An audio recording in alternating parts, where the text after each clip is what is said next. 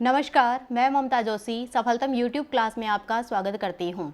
कल हमने हिंदी का सबसे महत्वपूर्ण टॉपिक संधि किया था, जिसमें बताया गया था कि संधि क्या है, संधि के प्रकार कितने होते हैं।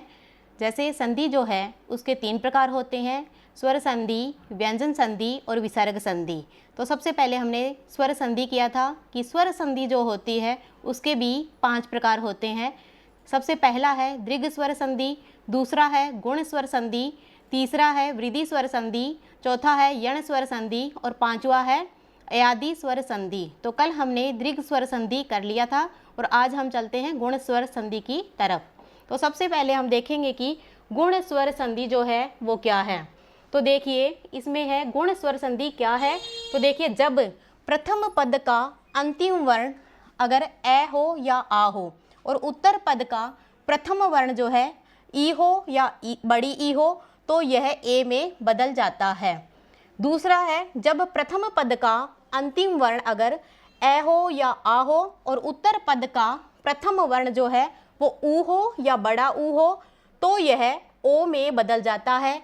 इसी प्रकार जब प्रथम पद का अंतिम वर्ण अगर ए हो या आ हो और उत्तर पद का प्रथम वर्ण जो है री हो तो यह अर में बदल जाता है। तो देखिए जैसे पहला जो उदाहरण है राजा प्लस इंद्र, इसका क्या बना है राजेंद्र। कैसे बना है तो देखिए राजा प्लस इंद्र। तो पहले हमने क्या बताया था कि प्रथम पद का अंतिम वर्ण चाहे ए हो या आ हो, तो यहाँ पे प्रथम पद का अंतिम वर्ण जो है हमारा आ है। क्या है आ है। जय के नीचे हलंत लगेगा क्योंकि इसमें स्वर होने से ये अपने आप में पूर्ण होता है। तो देखिए यहाँ पे आ लगा है प्लस ये उत्तर पद का प्रथम जो वर्ण है वो हमारा ई है। अब हमने देखा कि प्रथम पद का अंतिम वर्ण हमारा आ है और उत्तर पद का प्रथम वर्ण हमारा ई है। अब आ और ई जब ये दोनों मिलेंगे तो फिर इसका क्या बन जाएगा ए। तो यहाँ पे क्या है राजा प्लस इंद्र जो है तो वो उसका क्या बन जाएगा राजेंद्र। क्या बन जाएगा उसका राजेंद्र। अब जैसे हमारा दूसरा एग्जाम्पल है हित प्लस उपदेश। हित प्लस उपदेश तो हमने इसमें क्या बताया है कि जब प्रथम पद का अंतिम वर्ण अगर ए हो या आ हो और उत्तर पद का प्रथम वर्ण जो है वो ऊ हो या बड़ा ऊ हो तो यह किस में बदल जाता है यह ओ में बदल जाता है। तो देखिए जैसे हित प्लस उपदेश, यहाँ पे क्या है हित प्लस उपदेश। तो देखिए हित प्रथम पद का जो अंतिम वर्ण है वो हमारा अ है। क्या है ए है। तय के नीचे हलंत लगेगा प्लस में क्योंकि फिर ये ए जो है यहाँ निकल जाएगा और फिर क्या है उपदेश। तो देखो उत्तर पद का प्रथम वर्ण जो है वो है हमारा ऊ और नियम के अनुसार प्रथम पद का अंतिम वर्ण चाहे ए हो या फिर आ हो और उत्तर पद का प्रथम वर्ण ऊ हो चाहे बड़ा ऊ हो, लेकिन ये दोनों मिलकर के किसका निर्माण करेंगे ये ओ का निर्माण करेंगे। तो जैसे हित प्लस उपदेश तो यहाँ पे जैसे तय है तो यहाँ पे ओ की मात्रा लग जाएगी। तो देखो कैसे हो जाएगा हितोपदेश। हितोपदेश समझ में आ गया होगा अब आपके। तो अब जैसे तीसरा जो इसका नियम है वो देखिए जैसे इसमें क्या है कि प्रथम पद का अंतिम वर्ण ए हो या आ हो और उत्तर पद का प्रथम वर्ण री हो तो यह अर में बदल जाता है। तो कैसे बदल जाता है तो देखिए जैसे यहाँ पे क्या है राजा और यहाँ पे है ऋषि। तो देखिए राजा प्लस ऋषि। अब जैसे मैंने आपको बताया था कि जब प्रथम पद का अंतिम वर्ण जो है वो चाहे ए हो या आ हो और उत्तर पद का प्रथम जो वर्ण है वो री हो तो ये किस में बदल जाएगा ये अर में परिवर्तित हो जाएगा। कैसे देखिए यहाँ पे प्रथम पद का जो अंतिम वर्ण है वो हमारा आ है। क्या है? आ है। जय के नीचे हलंत लगेगा। और यहाँ पे हमारा जो है उत्तर पद का प्रथम जो वर्ण है वो हमारा री है। अब नियम के अकॉर्डिंग क्या हो जाएगा, यहाँ पे हमारा आ है और ये री है, तो ये किस में बदल जाएगा? अर के अंदर। किस में बदलेगा? अर। तो यहाँ देखो जो राजा है, तो राजा जो है जय, जा जो है वो जय हो जाएगा इसका, और शी लिख देंगे। तो यहाँ देखिए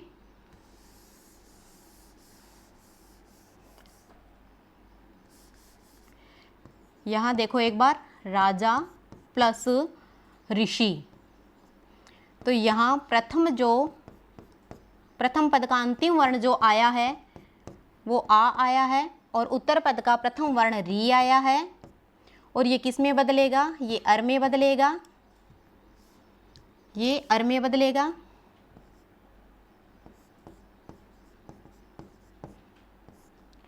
अब देखिए राजा, राजा आ की मात्रा है वो ए में आ जाएगी, और सी हम वैसा का वैसा लिख देंगे।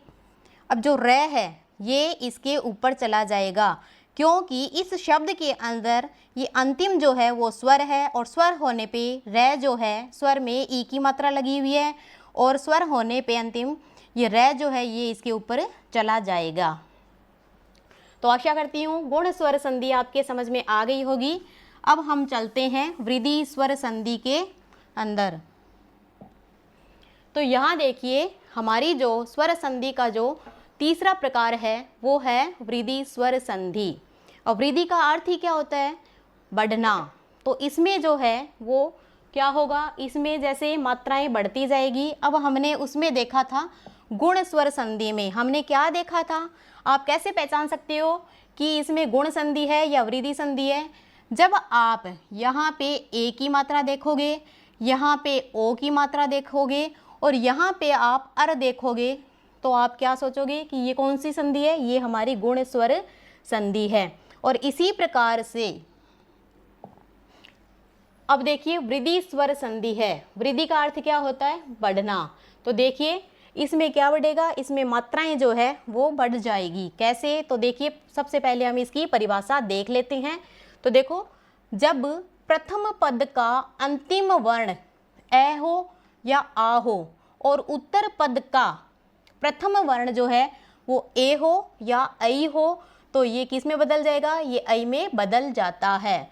अब दूसरा नियम क्या है इसमें परिभाषा में? जब प्रथम पद का अंतिम वर्ण ए हो या आ हो, और उत्तर पद का प्रथम वर्ण ओ हो या औ हो, तो ये औ में बदल जाता है, और ये हमारा क्या कहलाता है? वृद्धि स्वर संधि कहलाता है। जैसे कि यहाँ पे हमने दे रखा है 1 + 1, तो क्या बना? ये 1 + 1 बना हमारा 1 1। कैसे बना?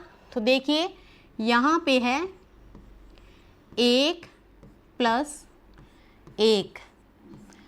अब देखिए जैसे क्या बताया था वृद्धि स्वर संधि में कि जब प्रथम पद का अंतिम वर्ण जो है वो क्या हो? ए हो। ठीक है, ए हो, और उत्तर पद का प्रथम जो वर्ण है वो चाहे ए हो या फिर ऐ हो, लेकिन ये किस में बदल जाएगा? ये हमारा बदल जाएगा ऐ के अंदर। किस में बदल जाएगा? ऐ के अंदर। तो देखिए अब 1 + 1 1 1, 1 + 1, और इसका क्या बना? 1 1। यहाँ देखो प्रथम पद का अंतिम वर्ण ए आया, और उत्तर पद का प्रथम वर्ण जो है ए आया, और इन दोनों के मिलने से ऐ बन गया, और हमारा क्या बन गया? 1 1। फिर जैसे दूसरा उदाहरण जो है वो है जल + ओग। तो जो दूसरा नियम है वो क्या कह रहा है कि यहाँ पे देखिए क्या है? जल + ओग। तो यहाँ पे जैसे है प्रथम पद का जो अंतिम वर्ण है वो है हमारा अ।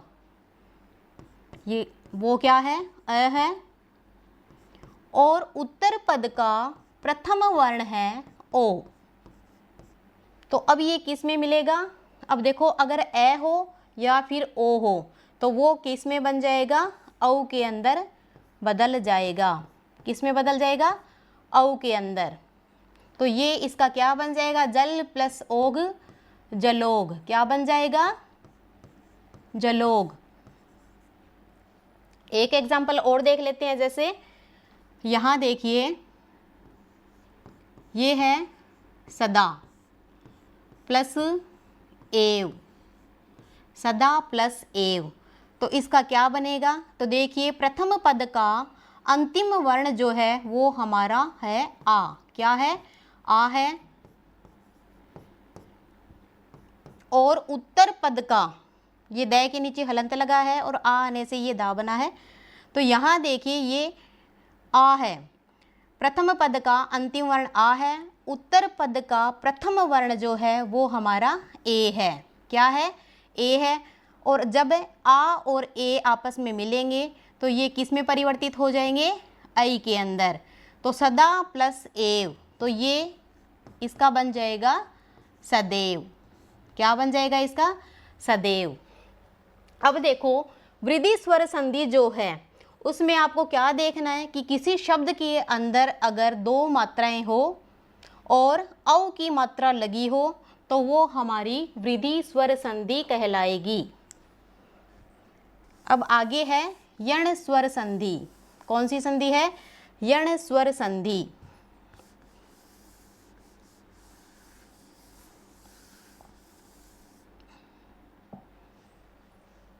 अब देखिए ये जो है स्वर संधि, इसका जो चौथा प्रकार है वो है यण स्वर संधि। यण स्वर संधि की परिभाषा क्या होती है, तो देखिए जब ई या ई, ऊ और री के बाद कोई भिन्न स्वर आता है तो ई य में और ऊ और बड़ा ऊ व में और री जो है वो रे में बदल जाता है। अर्थ क्या है इसका, कि जब प्रथम पद का अंतिम वर्ण है वो ई हो या फिर बड़ा ई हो, पर उत्तर पद का जो प्रथम वर्ण है वो कोई भिन्न स्वर होना चाहिए, मतलब वहाँ पे ई नहीं होना चाहिए, क्योंकि ई होने से वो दीर्घ स्वर संधि बन जाती है, तो इसलिए वहाँ पे भिन्न स्वर होना चाहिए। और इसी प्रकार से जब प्रथम पद का अंतिम वर्ण अगर ऊ हो और बड़ा ऊ हो और उत्तर पद का प्रथम वर्ण जो है वो भिन्न स्वर हो, मतलब क्या है, ऊ या बड़ा ऊ नहीं होना चाहिए, नहीं तो वो दीर्घ स्वर संधि बन जाएगा। इसलिए ऊ के बाद में कोई भिन्न स्वर हो या विजातीय स्वर हो तो वो हमारी यण स्वर संधि कहलाएगी। जैसे यहाँ देखिए अति प्लस अधिक, क्या है ये, अति प्लस अधिक। तो ये जो प्रथम पद है उसका जो अंतिम वर्ण है वो हमारा ई है, क्या है, ई है, तय के हलंत लगेगा, प्लस और उत्तर जो पद है उसका प्रथम वर्ण जो है वो हमारा ए है। अब आप देखिए यहाँ पे ई या बड़ा ई नहीं है, क्योंकि जब यहाँ पे ई या बड़ा ई हो जाएगा तो ये हमारी दीर्घ स्वर संधि हो जाएगी। तो यहाँ पे क्या है, विजातीय स्वर है अर्थात भिन्न स्वर है, तो ये किस में बदल जाएगी, य में बदल जाएगी। कैसे, तो देखिए अति प्लस अधिक, ये जो अंतिम वर्ण है वो ई आया है और उत्तर पद का प्रथम वर्ण जो है वो ए आया है, और ये किस में बदलेगा, य के अंदर बदलेगा। तो इसका क्या बन जाएगा, अत्यधिक, क्या बन जाएगा, अत्यधिक, अति प्लस अधिक, अति प्लस अधिक क्या बन जाएगा, अत्यधिक। जैसे यहाँ देखिए यण स्वर संधि में कि प्रथम पद का अंतिम वर्ण अगर ई हो या बड़ी ई हो प्लस यहाँ पे कोई भिन्न स्वर हो, क्या हो, यहाँ पे भिन्न स्वर हो, तो ये किस में बदलेगी, ये य के अंदर बदल जाएगी। जैसे यहाँ पे हमारा उदाहरण जो है वो क्या है, अति प्लस अधिक, अति प्लस अधिक है।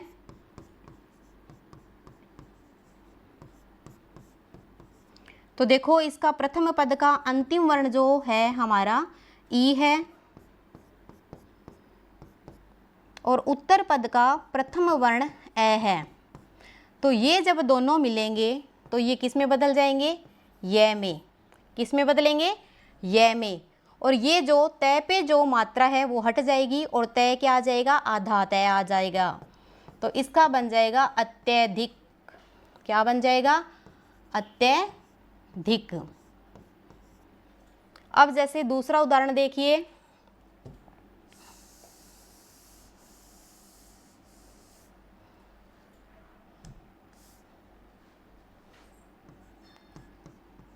सु प्लस अल्प। तो यहाँ देखिए प्रथम पद का जो वर्ण है वो क्या है? ऊ है। क्या है? ऊ है। और यहाँ पे उत्तर पद का प्रथम वर्ण जो है वो क्या है? अ। अब देखो ऊ के बाद में भिन्न स्वर है तो ये किस में बदल जाएगा? व के अंदर। और स जो है वो क्या हो जाएगा? आधा। तो क्या बन जाएगा हमारा? स्वलप। क्या बन जाएगा? स्वलप।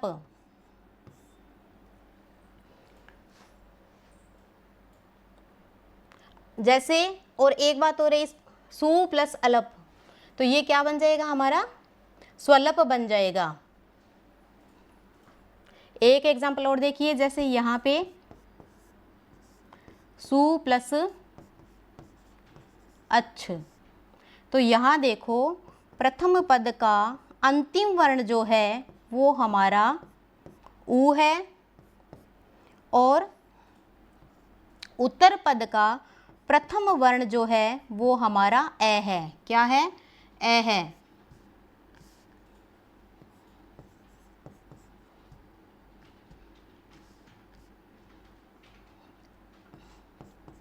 ए है। अब देखो ऊ और ए, तो ये किस में बदल जाएंगे? ये व के अंदर बदल जाएंगे। और स जो है वो हमारा आधा हो जाएगा। तो क्या बन जाएगा? स्वलप।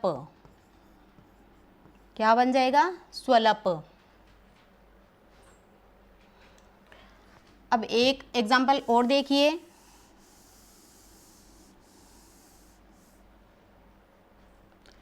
अब यहाँ पे देखिए, अगर प्रथम पद का अंतिम वर्ण अगर री हो और यहाँ पे कोई भिन्न स्वर हो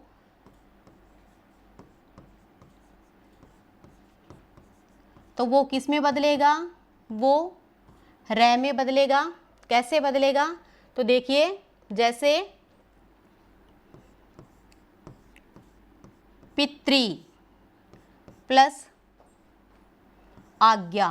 पितृ प्लस आज्ञा। तो क्या है? प्रथम पद जो है उसका अंतिम वर्ण जो है वो हमारा क्या है? री है। क्या है हमारा? री है। और